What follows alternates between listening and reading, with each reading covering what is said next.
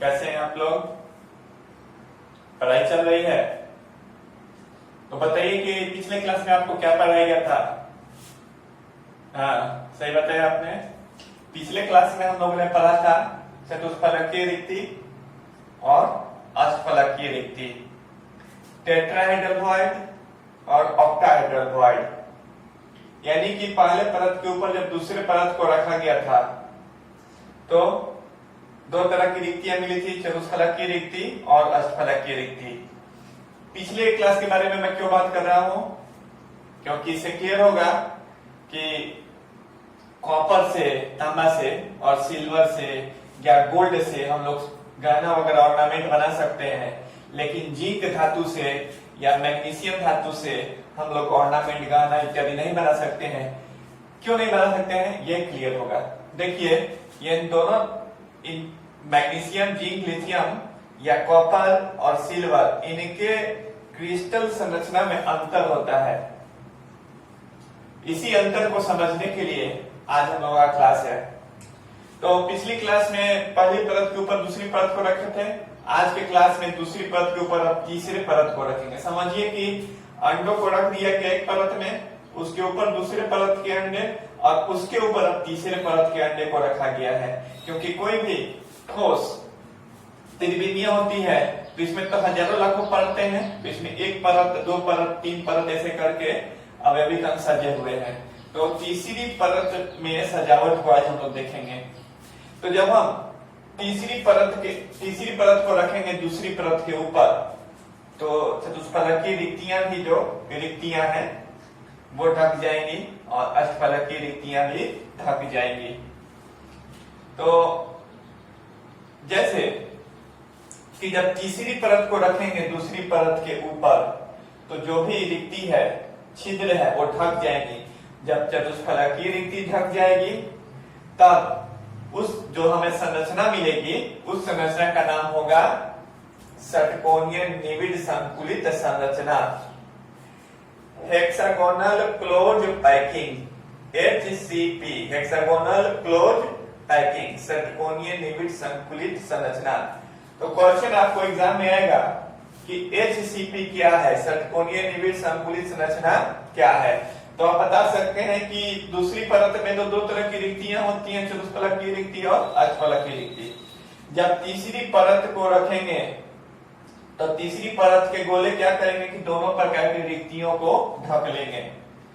यदि चतुष्फलकीय रिक्तियों को ढक लेते हैं तो जो हमें संरचना मिलती है उस संरचना को कहते हैं षटकोणीय निविड संकुलित संरचना या HCP।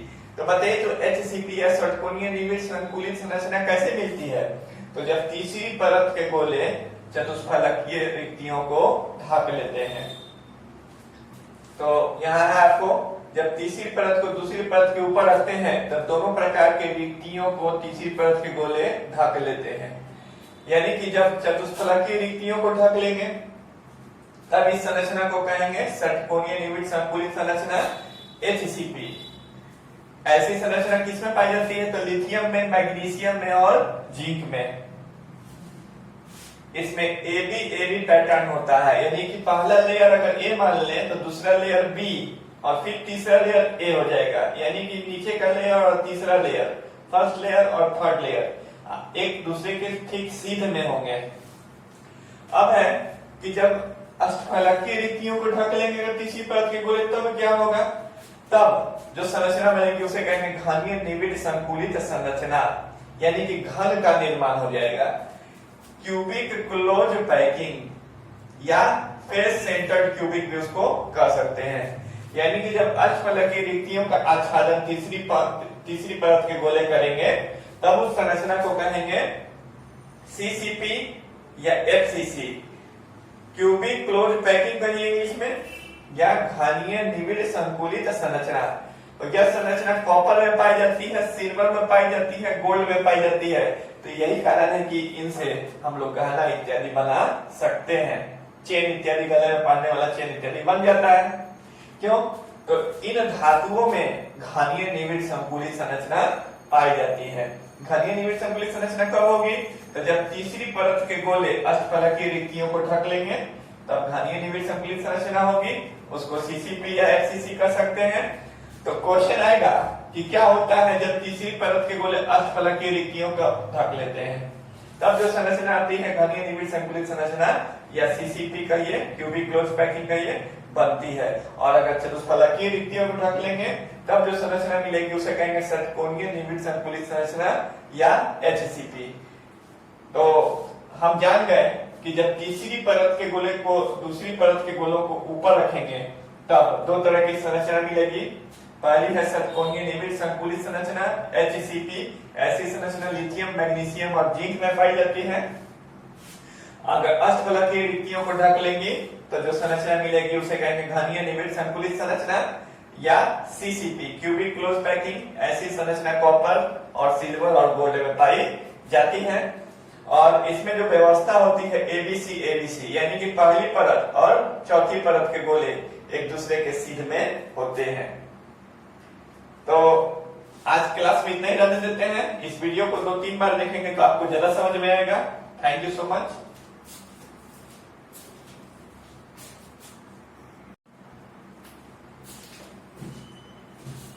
जैसे कि हम लोग देखे हैं एचसीपी, चतुष्फलकीय रिक्तियों के आच्छादन से एचसीपी संरचना मिली है। एचसीपी संरचना लिथियम में, मैग्नीशियम में और जिंक में थी।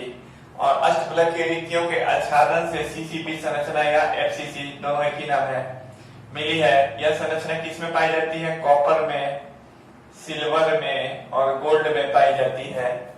तो दोनों ही संरचनाओं में, दोनों ही क्रिस्टलीय संरचनाओं में संकुलन क्षमता 74% होती है। संकुलन क्षमता मतलब जो भी क्रिस्टल है उसका 74% भाग पूरा भरा होता है, यानी कि 26% भाग ही खाली होता है। तो चूंकि अधिकतर भाग भरा होता है इसलिए ये धातु कठोर होते हैं। तो पूछता है क्वेश्चन आपको कि एचसीपी में या सीसीपी में संकुलन क्षमता कितनी प्रतिशत होती है? तो 74% होती है। और प्रत्येक गोले का उप सहसंयोजक संख्या कितना होता है? तो 12 होता है। 3 डायमेंशन में, 3 विमा में एचसीपी संरचना हो या सीसीपी संरचना हो, एक गोला 12 गोलों के संपर्क में रहता है। अतः क्वेश्चन आ सकता है कि एचसीपी में उप सहसंयोजक संख्या कितनी होती है? तो 12 होती है, यानी कि एक गोला 12 गोलों के संपर्क में